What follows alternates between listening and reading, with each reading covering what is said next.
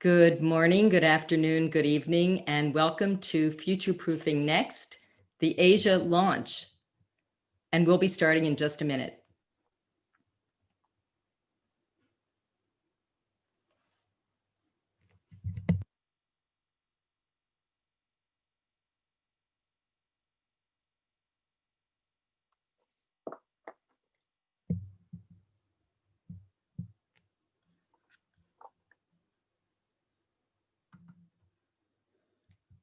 Good morning, good afternoon, good evening, and welcome to Futureproofing NEXT, the book and the movement, and welcome to our Asia launch.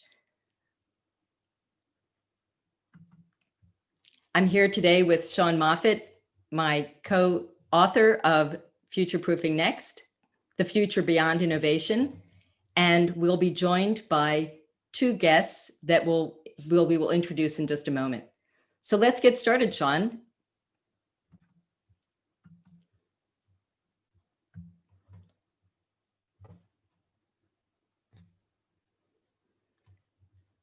So I'll start by introducing the fact that we are starting our launch in Asia, and welcome to all of the countries that have joined us today. It's a book, it's a movement, and we are excited about sharing the ideas behind the book and also inviting everyone who's in the group today to join us in what we're calling the Futureproofing NEXT movement. So Sean Moffitt, do you want to unmute and say hello to the crowd? Unfortunately, I now can, but I think I was muted off the top, and then Zoom sometimes can be problematic. So welcome, everybody. I'm glad to be joining everybody here in Asia. This is how we do global book tours now, I suppose, Andrea. It is. And actually, what's really wonderful is it might have been challenging to get to all of the places that we're starting to visit. So we are having what we call the vicarious vacation experience. It is a vicarious and virtual way of meeting some new friends and hopefully some new colleagues. And we're hoping that in 2021, we can actually see you live or maybe do some virtual work together. So I'm Andrea Cates, and this is Sean Moffitt. And as we said, we are trying to start a movement because what we've seen is that innovation in corporations has reached a new point. There's a lot of stages of innovation that we've come through, but we are on a mission to make sure that innovation gets across the finish line all the way through to delivery. And we'll talk about that through our book that we've written and the work that we're doing and the guests that we're hosting today.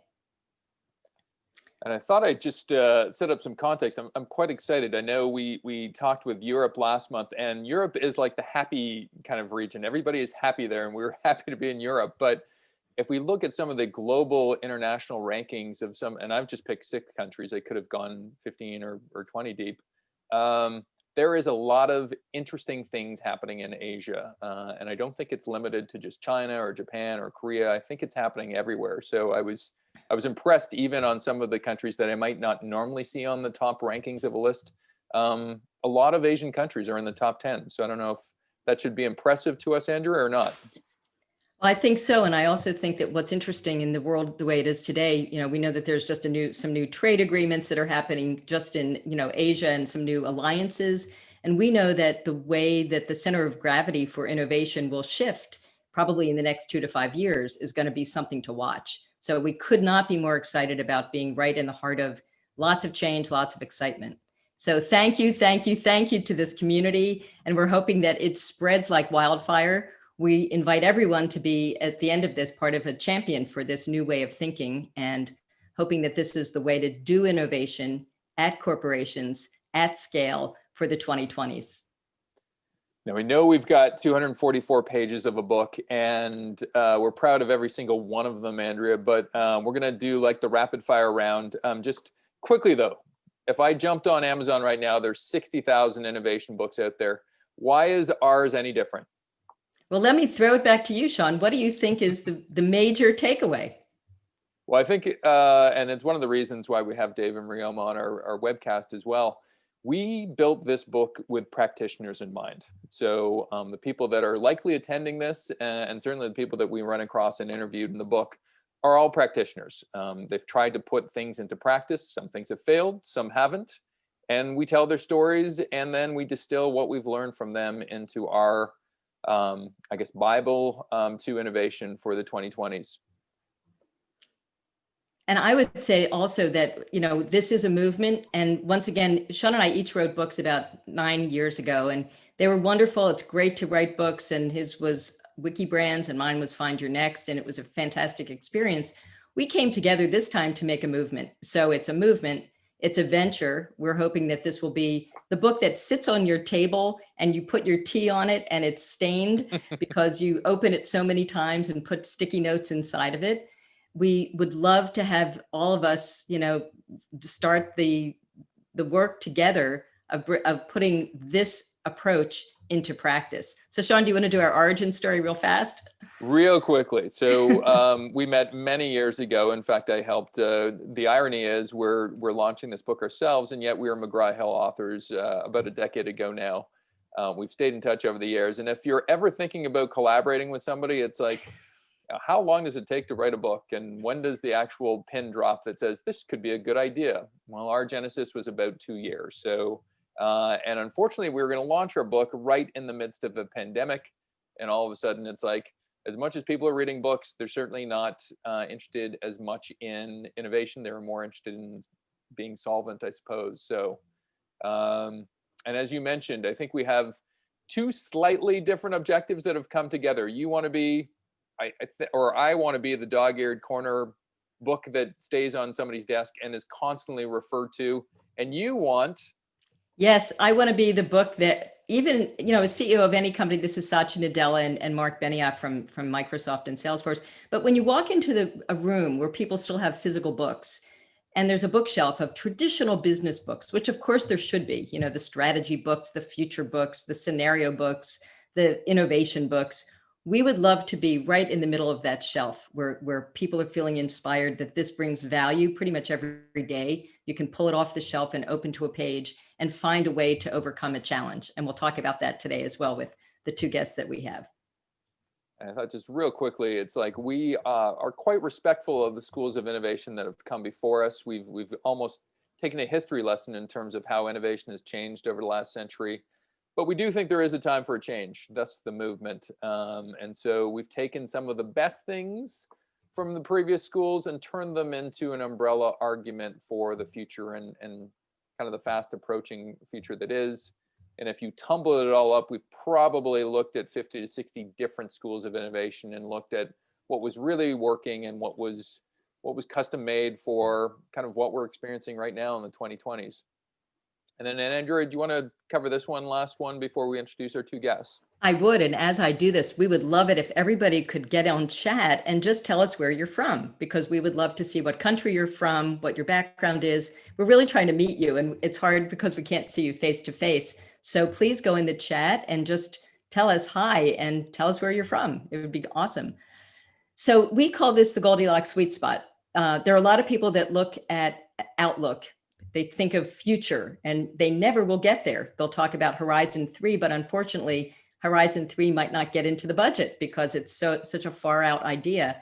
And or sometimes the future is viewed as kind of what we call science fiction, right? It's like flying cars. Well, now there are flying cars, but things that are so futuristic that it's hard for a company to commit to them. So we are not that. We're not this quarter and we're not too far out.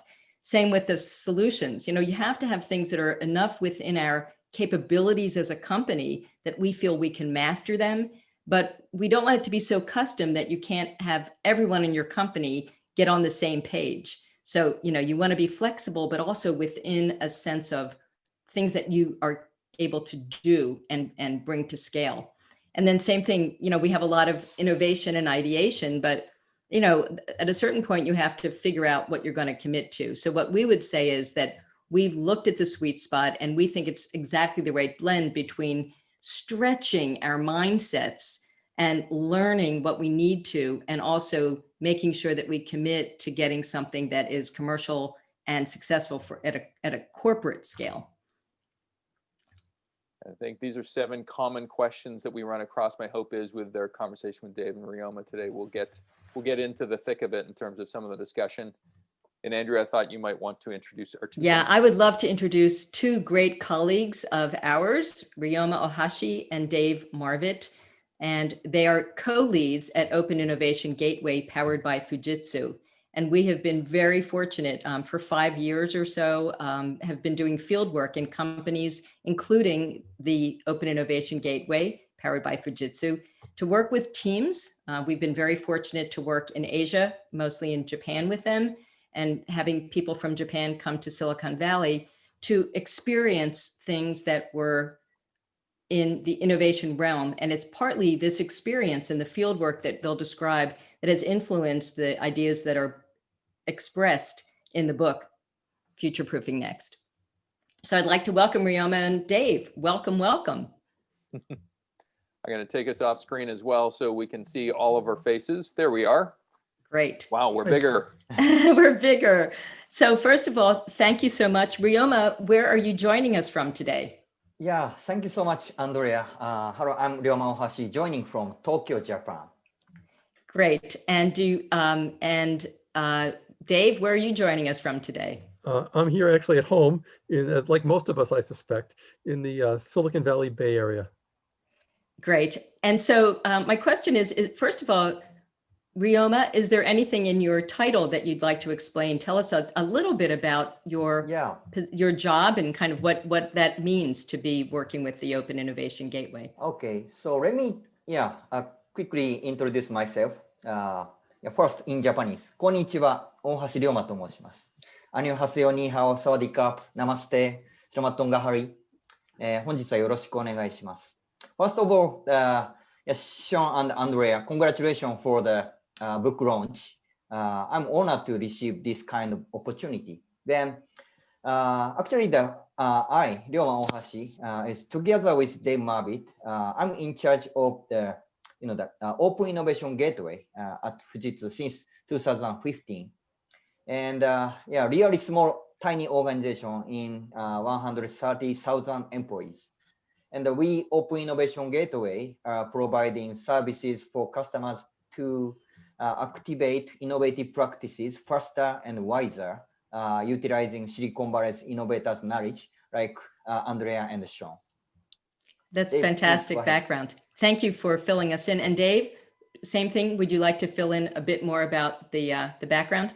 Sure. I guess the only thing that I would add is we actually struggled as we came up with the name Open Innovation Gateway.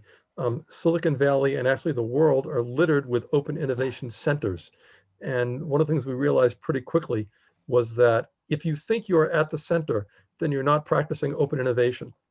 So that's one of the lessons. So we embraced that in our name and called ourselves the Open Innovation Gateway, which means that we are dedicated to connecting people, but also allowing people to use the full power of that metaphor of the gateway of transformation as you pass through one realm into the next. Well, that's a great introduction. And I'd like to start with a little bit of just context. You know, I talked about the fact that it's the field work and the work that we've done together, and we'll talk about it both in North America as well as in Japan, quite a bit of work that we've done over the years in field work for this. I was thinking that it would be good to start with what you think are the challenges of, let's just start with see, learn, decide, commit. Like what is the challenge of bringing those simple words to life within a company? Ryoma, do you want to go first? Okay, let me go first. So, let me start with commit phase. Actually, we Open Innovation Gateway is a kind of the enabler for the company, our customer, to activate innovative practices faster.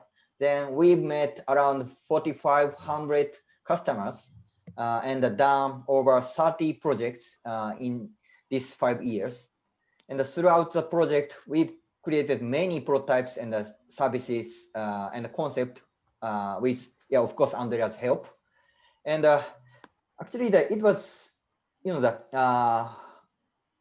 was a project with Japan's largest trust bank to create business model using blockchain technology.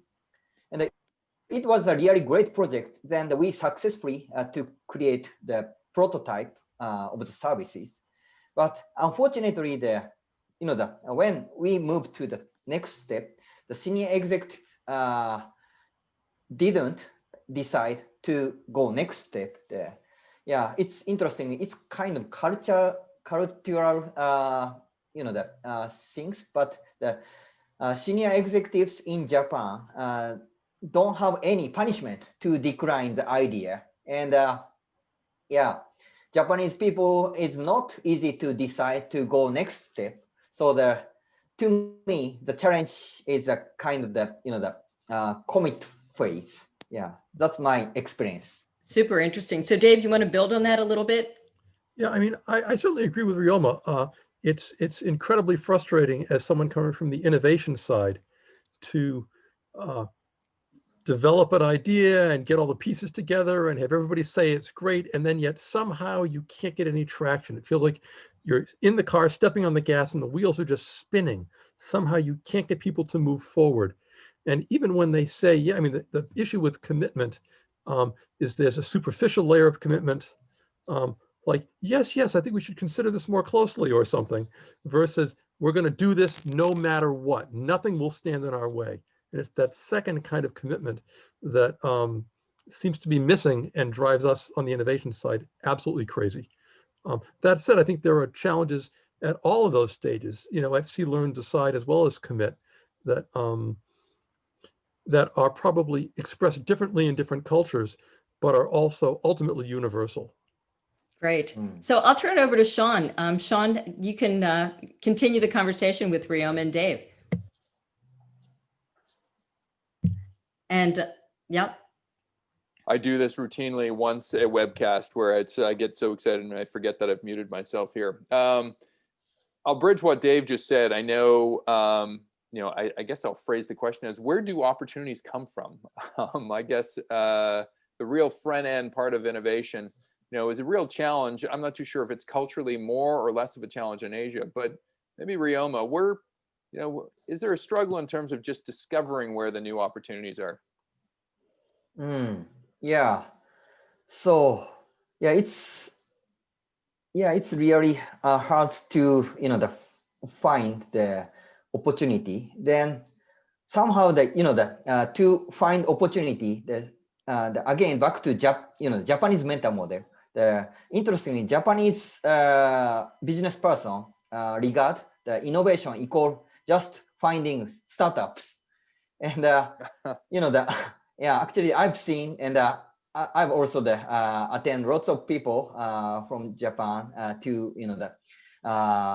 having a meeting with startup person. But I think that the new opportunity is not just meeting with a startup. Rather than that, to think the why seriously is a really important piece. Then I've learned that piece in Silicon Valley. Nice. And then Dave, just same question. I know you've worked in many different continents. Just this whole front end opportunity kind of identification. Sometimes it's a great opportunity and people just aren't seeing it yet. What's your experience? Yeah, this we could go on for hours about just this, So there's a couple different ways you can come at it. One is from the technology enablement side, where like when the Wright brothers were trying to build their plane, there were lots and lots of competitors trying to build flying machines. Yet there wasn't much, 10 or 20 years before that. And I always wondered why that was the case. And it turns out that the internal combustion engine had just been developed. So you finally had something that was powerful enough and small enough to open all kinds of new possibilities. So that's one generator, right? When there's a new technology, new possibilities are opened. But there's a flip side to that, which is when new possibilities are opened, new problems are created. And those problems are also a driver of opportunities. Yeah, it's interesting. So, we're sitting here in the middle of a pandemic that, has affected all of us. And so Is it any easier now to open up the mindset of leaders to consider differences to their technologies or their business models, Ryoma? Yeah, so when I was in Silicon Valley, 2 to 3 months ago there, and when before the pandemic, it was so easy. So the people from Japan come to Silicon Valley, and people experience Silicon Valley's way of thinking, and yeah, it would be the really great the opportunity and the experience for them to instinct and open mindset. But to be honest, I'm still wondering in this COVID-19 situation that how we can pour the kind of the mindset to the leaders. Yeah, it's a challenge. I mean, even in a period of time where everything seems to have changed. I mean, I think certain industries have done better than others. Dave, similar question. Just have the constraints been loosened up enough that you now have a CEO or somebody that's in charge of the change agenda of the company more open to consider that bold change that you talked about? Yeah, I almost think that there's like a when you talk about the constraints being loosened, I almost think that there's like some constant amount of constraint. And because the economic constraints on all these companies, on many of these companies, has gotten so much tighter, they have to loosen up on the other side, which is the innovation and new possibilities side. So it's like a seesaw, one goes up and the other goes down. So I think that the companies that are really struggling right now are thinking in, or are prepared to think, sort of more precisely to your question, are prepared to think in new and creative ways. The commercial real estate companies, I mean, they're all looking for solutions right now and radically new approaches, right? Yeah. HR departments, they don't know how to think about things, so they're ready to get new ideas. The travel industry, we could go on and on and on. All these industries that are getting hammered the hardest, I think, are the ones that are open for the most new thinking. Maybe just a mini question for me here too, because as much as we were excited about how do we get the front end part of the innovation process working better, we also got to, we get paid for a reason. These ideas have to make it to the market at some point, right? So, and certainly in our book writing process, I think we placed even more emphasis at the end of our book writing process, thinking about how do these things end up in market and how do companies sustain a culture that keeps these things coming? Maybe I'll ask it of you, Dave, first. Like, why is there such a gap between these great people that invent some of these ideas and you get past that hurdle and you're met with some level of organizational resistance that doesn't allow those things to make it to the market? I did a startup. It was called Disappearing Ink. And it was, I don't know, 10 years or something. Before. It was great. You could send your email with a digital version of Disappearing Ink. It was like 10 years before Snapchat. And it was a little too early. But anyhow, we ended up raising $20 million from Kleiner Perkins. We did the whole thing, right? But when we were hunting around for VC money, before we'd gotten any recognition, we went to one of the VC meetings. And this guy said, we presented the idea, send email with a digital version. And the guy said, if that's such a good idea, why haven't I heard about it before? Right? Yeah. And I had a whole back. I want to say, wow, I've heard about people like you, but that's real. That's out there.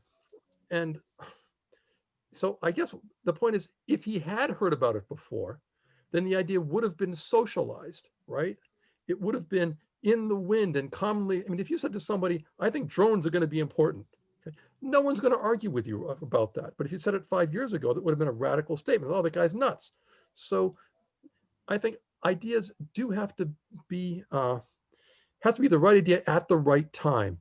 And yeah, I think that socialization process is a key part of it. It takes someone very, very daring to want to run with an idea that they haven't heard of before, right? Yeah, it's, I think about just everybody brings up Peloton as the story of changing your business model. But if you had brought that idea to somebody 10 years ago, so wait a minute, I have to buy a bike and then subscribe to this thing. And you're telling me there's no gym, there's no trainer involved in front of me. You would have been probably ushered out of certain buildings, right? Ryoma, just same question, like your, working with Fujitsu, trying to get their products to market. What's the gap that seems to still be there that resists kind of the newness?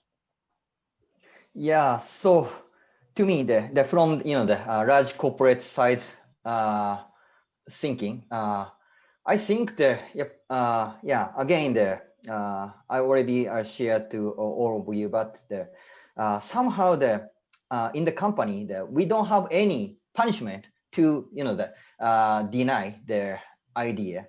So the executive or anyone can deny the idea. But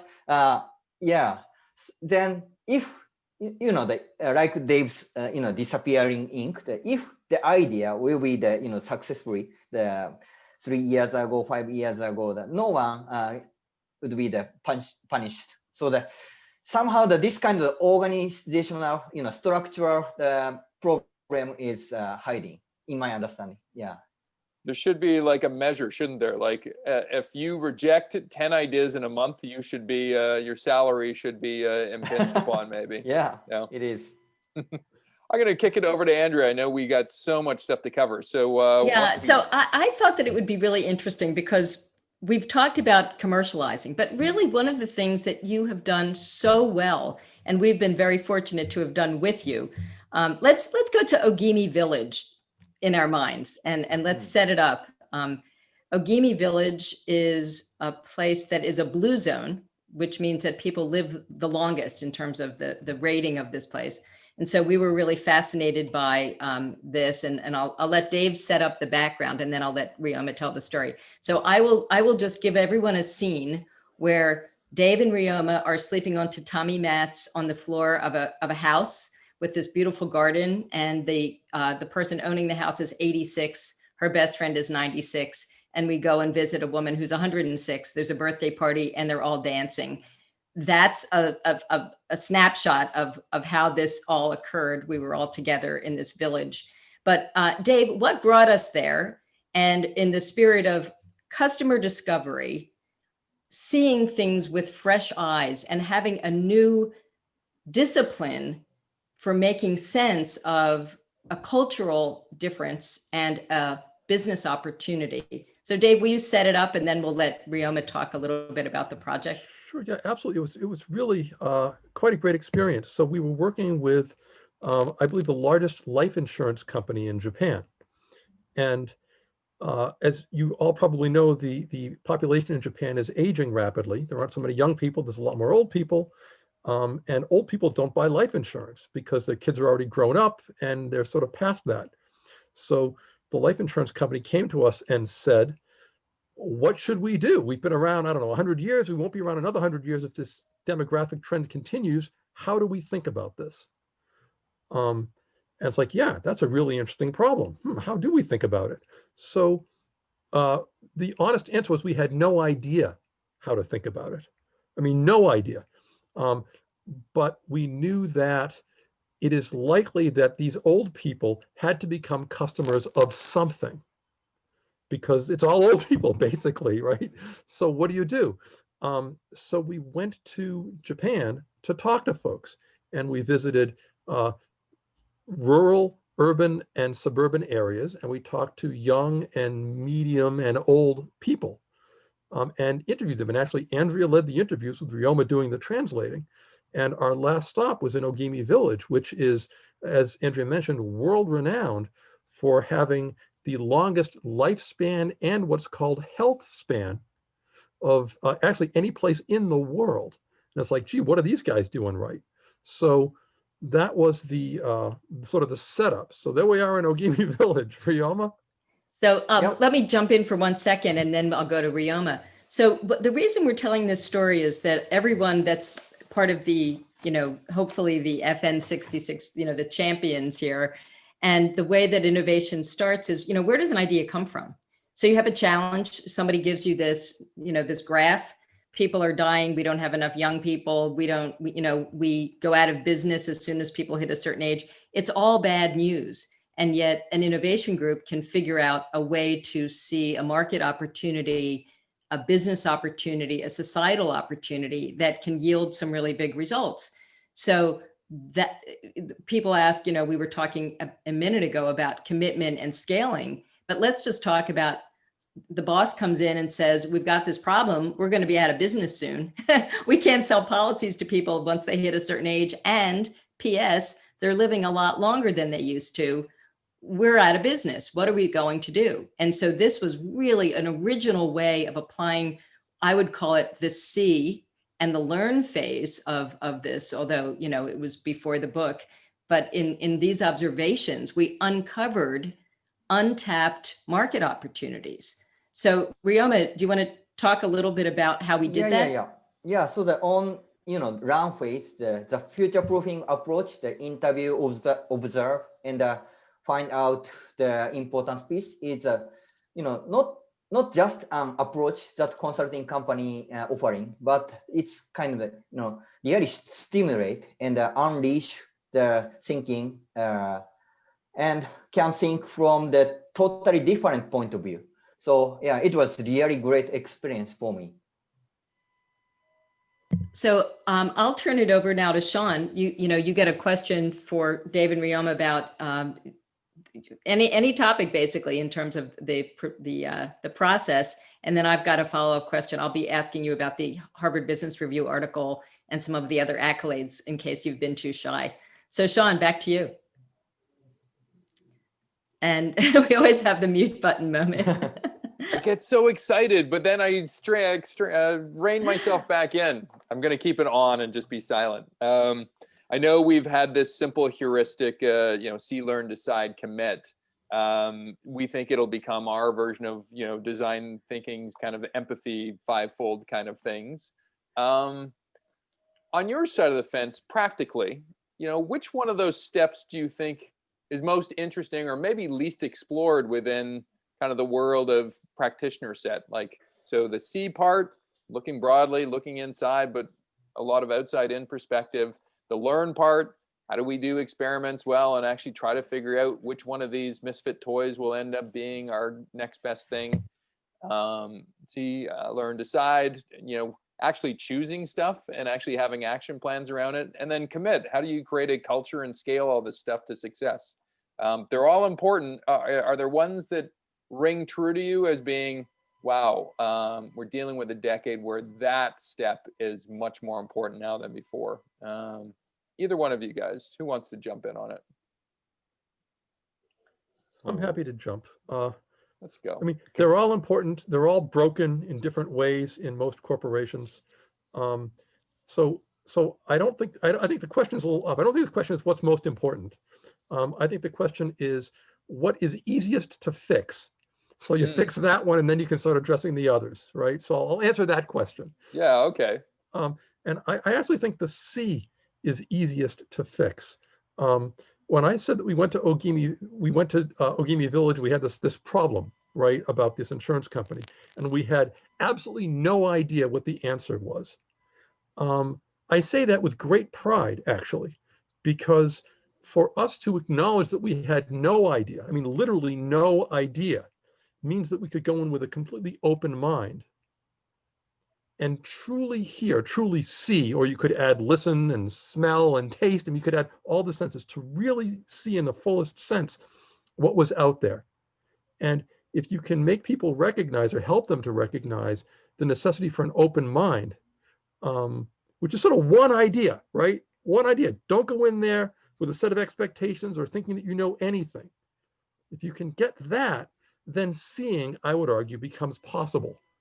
And that's the biggest, that's pretty easy to overcome compared to the other ones. And there's two parts to that too, isn't there, Dave? Like you and a team of people had some open minds going into it and truly didn't have biases going in.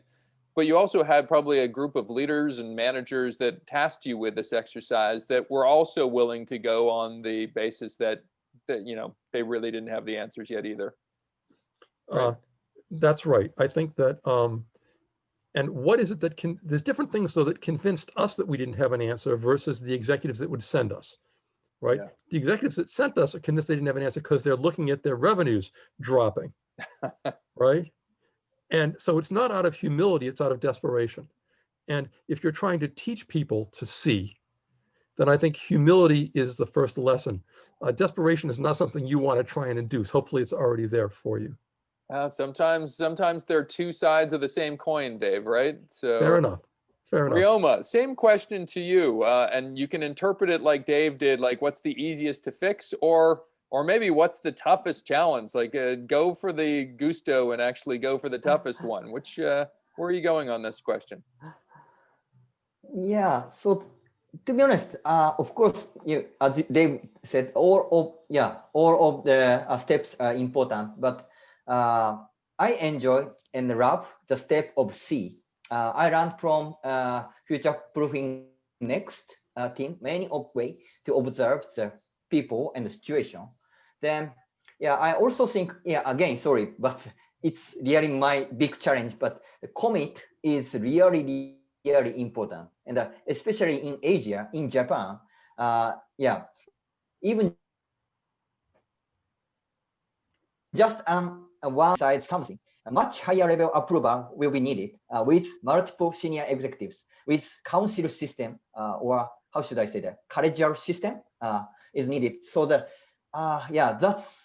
that's how should I say that? That's really obstacle for the innovation, the really quick and the early win innovation. It is interesting. As much as we think sometimes innovation people can be specialists, they're designers or they're technologists. They really have to be good at everything, don't they? I'm giving ourselves a pat on the back here, but in order to get through all these 4 steps, they either have to be good or they have to surround themselves with people that are good, I think. So, Andrea, So, flipping it back to you. well, I'm going to address something that came in the chat that I think is really important, which is, I won't say who it is because they say that they're a cynic.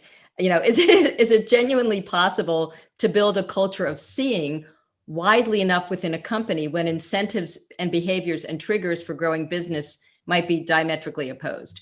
So I'll let Dave grab that one. I think that's really interesting. And then there's another one before I ask my question, which is looking at organizations getting into procurement of this notion of the shiny new toys and technology before they work out what they want to see. We call it the bright shiny object. So Dave, let's start with the cynical thing because once again, people were talking about Japan, but last year I've worked in in Kuala Lumpur and in Singapore and in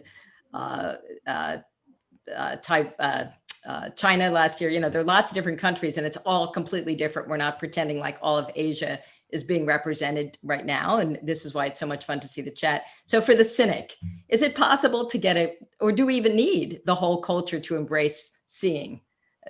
Yeah, I mean, I don't know that everybody has to be a seer in that sense, but I guess this comes down, the contradiction that the cynic cited was that, right, the incentives might be diametrically opposed to the triggers for growing the business.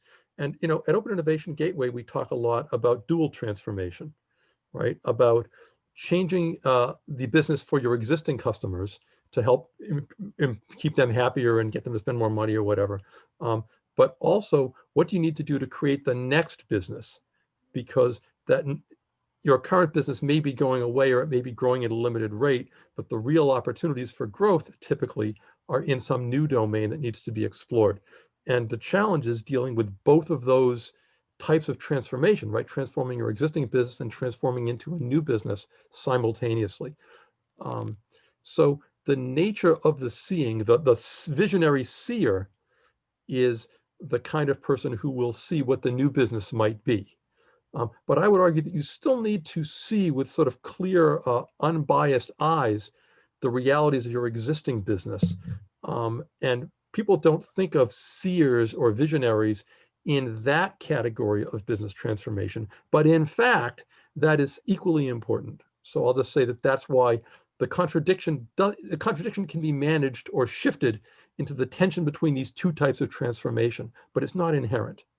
Well, I think that's really important. And I know that, and to have observed many situations where the innovation team is trying to present to headquarters, right? And they come back after this amazing, they've done all of the validation, they've done all the experimentation, they've done all we call it, nail it before you scale it.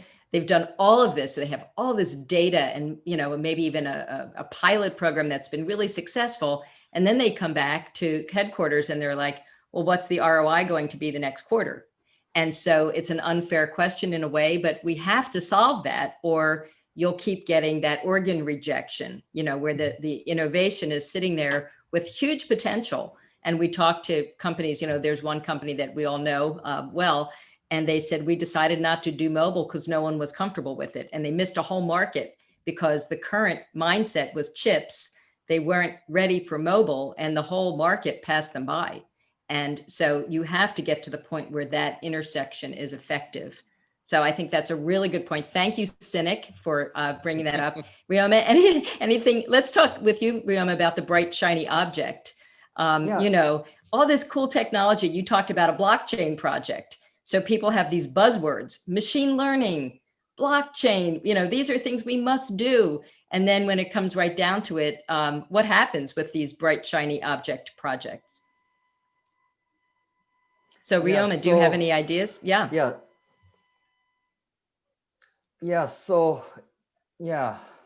Every time that Dave and I struggling that kind of the request, and that we Fujitsu are the technology company. So yeah, we would happy to treat those kind of things. But again, the main point is should not be those kind of the portion, but we repeatedly to ask customers why you need that kind of the technology and why you are caring about that. So like Toyota's 5 whys approach, we are trying to ask the customer or other person to those kind of questions. Then trying to solve or find the focal issue, focal problem, focal question. Yeah. So I will do one last round, and then Sean, I'll let you address other things in the chat. We have the great attendees today, and also people listen to this after the fact. So we would absolutely love to hear other people's thoughts about this new approach. It's as we said, a compilation of lots of insights from lots of field work and putting together the best of and seeing what was missing. So I would say, let's wrap this up a little bit with Dave and Ryoma. We've talked, you talked, Dave, about all these industries that need this, right? I mean, basically every single industry. We did a future of travel this week. Last week we did sports, human resources, future of work, real estate, healthcare. I mean, there isn't an industry that you can't look to and say, we really need to rethink the future. Things are so different. It's just the given. So I would love for you, maybe Dave, to close us out a little bit with some words of wisdom or some words of hope in terms of where people could get started with this mindset in the real world, because you deal with very large company, and you deal with small teams trying to have their voices heard. So any words of advice, Dave? And then I'll ask Ryoma one last question. Sure. Yeah, I'll just throw out the idea that when you're looking at a grand problem with a grand vision, like how are we going to solve climate change, or how are we going to solve the food problem or housing or whatever, even if you come up with an approach to that, which is awesome, no one's going to bite because that future is too far away to be practical in terms of business timescales. But if you can rein that back and say, and on the way to getting to this grand vision, we will make money at each step of the way, and here's how we will do it, then they'll listen, and then they will actually care about the grand solution at the end, because there's rational, practical ways to make money along the path. So I would say, think big, implement small. And with that kind of an approach, you will have better odds of getting your large corporate partners to engage. I think that's great. And I'm going to use two things at once, and then I'll let Sean close out this part of the conversation. There's something in the chat that I find really interesting, which is the right people in the right roles. You said something so interesting, Ryoma, that there's some people who, nobody gets punished if they say no. If you say no to 5 fantastic ideas, you don't get, quote, punished. That's not quite the right word, but there's no downside. So it's kind of easier in a lot of corporate cultures to be the no instead of the yes. And if someone doesn't say yes, knowing that there's risk, you're never going to do something different. So this notion of the right people in the right roles, there are different stages of these projects. There are stages where people are really excited about building a small pilot. That doesn't mean they're going to get excited about quarterly earnings reports and the maintenance of that project once it hits scale and the bureaucracy that's required to get all of their political support within the company for funding. Do you have one takeaway about which type of people should be in a critical role, just the people part of this in leadership? That's my final question to you, Ryoma, and then I'll turn it back to Sean. So leadership for innovation or for innovation. Yeah. What are the 1 or 2 personality types that are really critical in the mix? Yeah. So again, the term of open mind is really important. So in the company, the person who looks really smart, might have the open mind, but at the same time, the person might not have that kind of open mindset.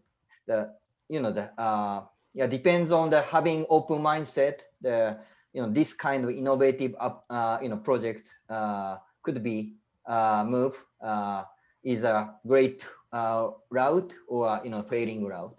So that's my my thinking from this 5 years in Silicon Valley's experience. Great. Well, I'll let you brag one time, and then the Harvard Business Review article. Dave, give like 1 or 2 sentences on that, because it's actually quite a big milestone, the way that the work that you've done has been documented and supported by peers. Well, thank you, Andrea, for bringing that up. Yeah, so we've actually had Open Innovation Gateway is kind of an unusual organization, being focused on innovation and with the approaches and methodologies that we've used. And Harvard Business School has actually done 3 case studies on us, following our progress from the very early days when it was just a glimmer of an idea, all the way through when we've done, I don't know, 20 or 30 projects. I don't remember all the numbers. And FUJITSU raised, 150 million plus in additional revenues and so on. So yeah, we're pretty honored to be among the ranks of those covered by Harvard Business School case studies. Thanks. That's great. So Sean, do you want to have any last questions? And then we'll also do the wrap up, and maybe Dave and Ryoma can stay for a wrap up. It's not that long. Oh, yeah. Totally. Hopefully you guys can stay around. Yeah, I feel like given what Dave has just said about his experience with HBR, like 1.5 years from now, you 2 will be the authors up here and we will be the observed experts down here. It'll be a complete reversal of roles. Now, I'll go to Ryoma first on this one, because I'm a Canadian. I'm not an American. I'm not from Silicon Valley. It's different, right? Let's get in the bubble here. Yep. It's different, isn't it? Like, It's different how we do innovation than these crazy Californians that, and I say that with the greatest amount of respect, because I know both Andrea and Dave work around the globe as well. But Japan actually was some of the formative, innovative thought going in the world in the 1940s, 50s, and 60s, right? So has that hung around in parts of Asia and influenced how you innovate now? Yeah, so let me share that. Yeah, actually I can't generalize the Asia.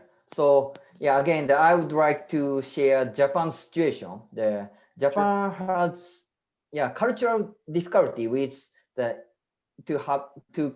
to make innovate compare with the United States or other countries like China or so.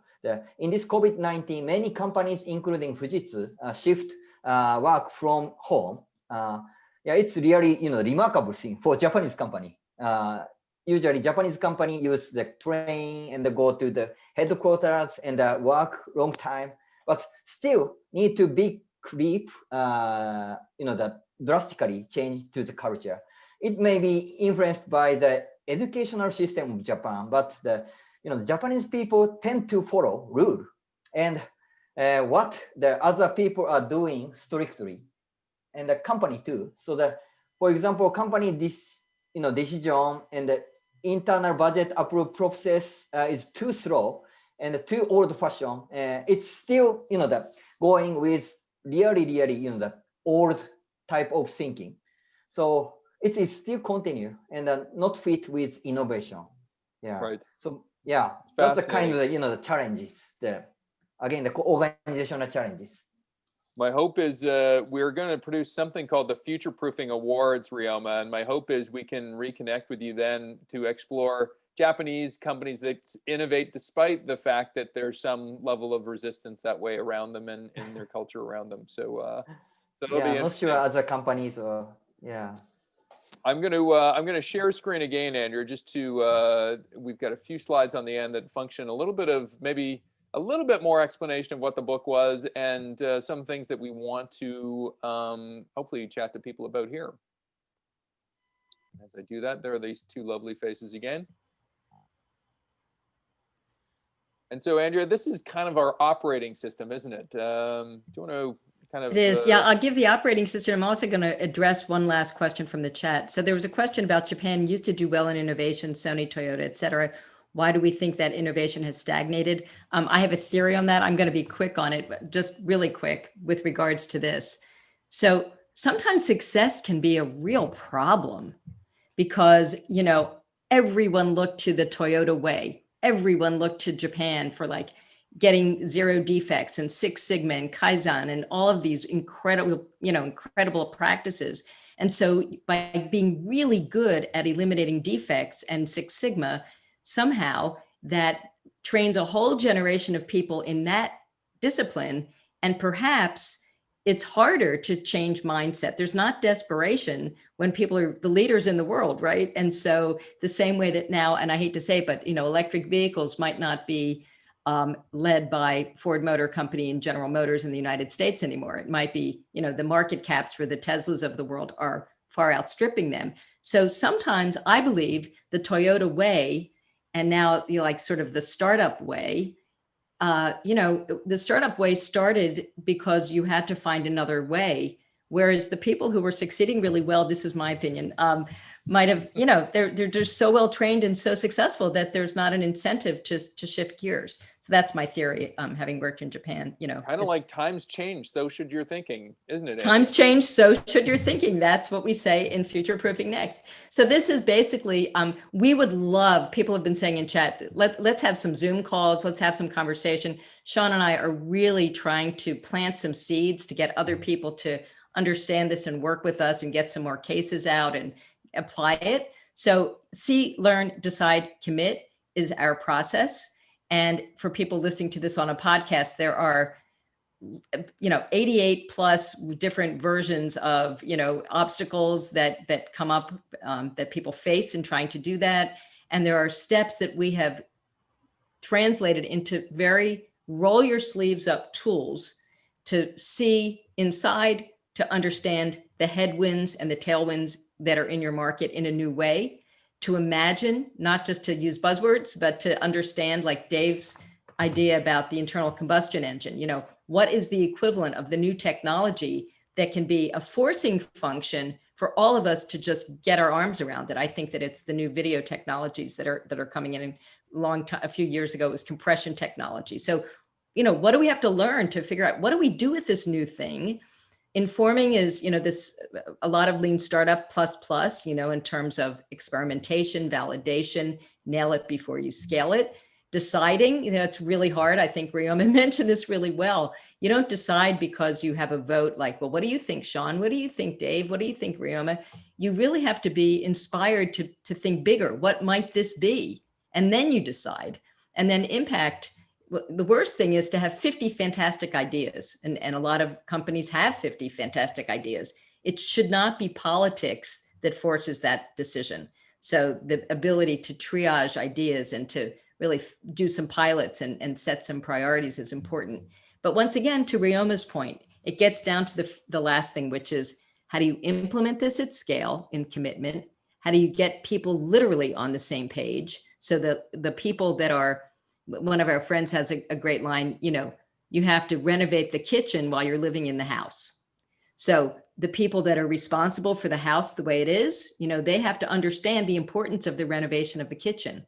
So those have to be in meetings. And hate to say it, someone asked, what are the right people? You can't have people that are stubborn. You know, you need to have people with an openness to understanding what the future potential could be of this kitchen renovation. And then the immerse is to make sure that the culture is supportive and that the leadership really comes forward to keep people learning so that this is a constant, you know, when COVID happened, we were just talking about this in the travel industry yesterday. Some companies actually switch gears. I mean, Airbnb is like, wow, what about getting Sean to stay close to home? Because he wants to get away from his home environment. We're not going to get him on an airplane. So some companies were able to switch gears and some companies just unfortunately lost tremendous amounts of revenue. So that's our process. Back to you, Sean. Well, we got 5 minutes before the hour, and I'm going to zip through a couple things real quickly in terms of info to get to maybe what we want to get out of some of the audience that's either listening live or recorded. Here's a set of our tools, or at least what some of them look like. They're colorful, which I think people like. They're visual, and there's 17 canvases and 36 tools in our book. So I've read certain business books before, and I won't mention which. There's like one tool and one canvas, and you're wondering, did I get great value? We've certainly jammed a lot of stuff in here. We've covered off scaling innovation. It seems to be an area of the innovation field that seems to be underrepresented in terms of literature. And so we went really deep on how the most successful companies scale their innovation. We have a ton of different elements in terms of the book and things that support what we're doing, both online and in other spaces. We'd like to say we have a good amount of proof when you've had the tools and principles that we've had practiced by 13,000 teams, supported by 25 studies, curated from 50 schools of change.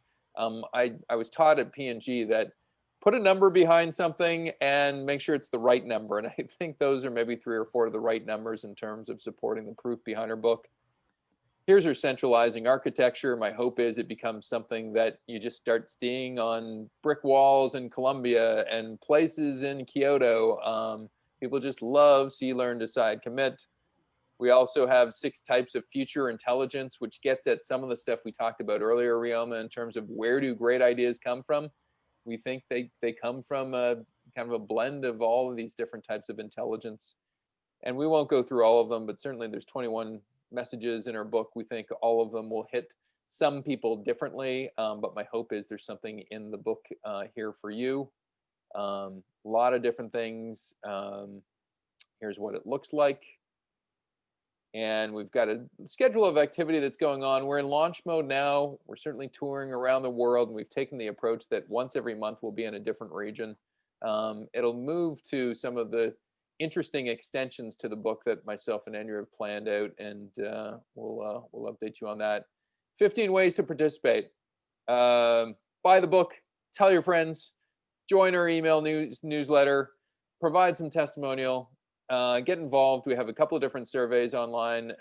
When you see get involved in our book online, we have our Futureproofing Awards coming up, and we truly want to make those global. So we want both our judges and our juries and nominees to come from around the world. We have 2 times a month webcasts and some training that's coming up. Andrea, maybe you can speak to the training real quickly in terms of what's going on there. Yeah, we really would like to invite people to be part of something on December 10th, where we have something called Futureproofing You, and we'll be introducing in an hour, a very action-packed hour, this whole approach, because everyone's like, how do I start doing this? Because it sounds fascinating. We've broken it down into 1, 2, 3, 4, and we would love for you on December the 10th to join us. And if you're interested, shoot us an email or come on the website and let us know you're interested. And last few things, obviously, we'd love to do business with you, but as well, just as people and professionals, we'd love for you to become a Futureproofing 66 champion. This is kind of our inner network of people that become true collaborators and partners with us. We have a very ambitious agenda. We'd love for you to be involved in that. And we've got some contact information at the end of this. And certainly you can wade into all of that at the URL provided below. We have a simple promise, forget about design, forget about, even innovation. Our real promise behind writing this book was, how do we get companies to better, bigger, bolder, and simpler futures? Because that's what they really need. We have a global book tour going on now. Next up, Oceania. So Australia, New Zealand, we're coming for you. December 15th, halfway around the world. We can't travel there, but we'll hopefully be on Zoom. And then for this part of the region, we've treated China kind of separately. I think probably from a way they practice innovation, they probably are separate as well. And so in June of next year, we'll be doing our China launch as well. And then our regular plain Jane webcasts that come out every month, we have one on November 24th called The Customer Zeitgeist, where we will expose and go through the implications for innovators of the 20 biggest trends in customer land. Here's what a group of smart people are saying about us. And then Andrea, maybe I'll throw it to all three of us. Maybe, like, is there a takeaway behind the times that we're living in, the book that we produced, and what innovators should be doing? Maybe I'll start with you, Andrea, and you can pivot to our guests. Well, I will actually say that something that came up today is probably the biggest message, and it was something from one of the attendees, which is, why is it that the Toyota way, that Japan, for instance, would have a challenge when they were leading the world X years ago? I think that's so my takeaway is, what's coming next, where we might be so in love with whatever we're currently doing, thinking that we are, quote, bulletproof, but we're not really future-proof. So I think that that's really interesting. The more bulletproof, the less future-proof. I think that's my takeaway. And it's something I'm going to think about, because it's a learning. I always love to learn. I learned that today from the question from the attendee. So thank you very, very much. That's my takeaway for the day. So Dave, and then we'll go to Ryoma. Dave, what's your takeaway? Gosh, I guess it's that there's a huge gap between theory and practice. What's that old saying, right? In theory, there's no difference between theory and practice, but in practice, there is a difference between theory and practice. And I think that one of the things that Futureproofing Next is about is bridging that gap. And I think we all need it. So thanks for that, guys. And so actually, I'll throw it to Sean, because I forgot I'm going to close this out. So I'll go to Sean and then to Ryoma. So Sean, what's your message takeaway? There's hope. I think we need to hear as innovators that there's hope out there. There's ways to do it. There are companies that are doing it well. And in times like these, I truly do believe there's some loosened constraints and some opportunities that exist behind this really, really bad thing called a pandemic. And I think companies just now are getting to the other side of it, going, we really do have to reimagine our business. So that's my message takeaway for everybody. Great. And I'll ask Ryoma, and then I'll close us out. Ryoma, what is a takeaway from today? Yeah, to be honest, through this session there, I was thinking that there are tons of thousands of the cases in lots of the company in Asia region. So maybe some of the Asia region people can be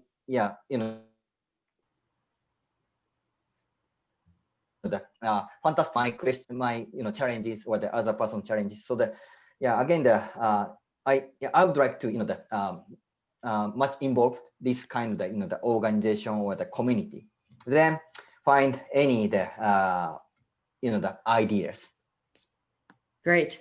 So I'll say one last thing, which is we are looking to translate the book. So please read the book, join us, collaborate with us, do a salon, which means invite us to a small group like this of people that you know, and we would love to tackle something challenging together. We love to co-create. We love to learn. We love to discover. And we are hello@futureproofingnext.com, and would love to hear from you, because we are trying to build this into a movement. And with that, I'd love to say thank you to Dave Marvit, Ryoma Ohashi, and Sean Moffitt. And we will see everyone in the future. Thank you.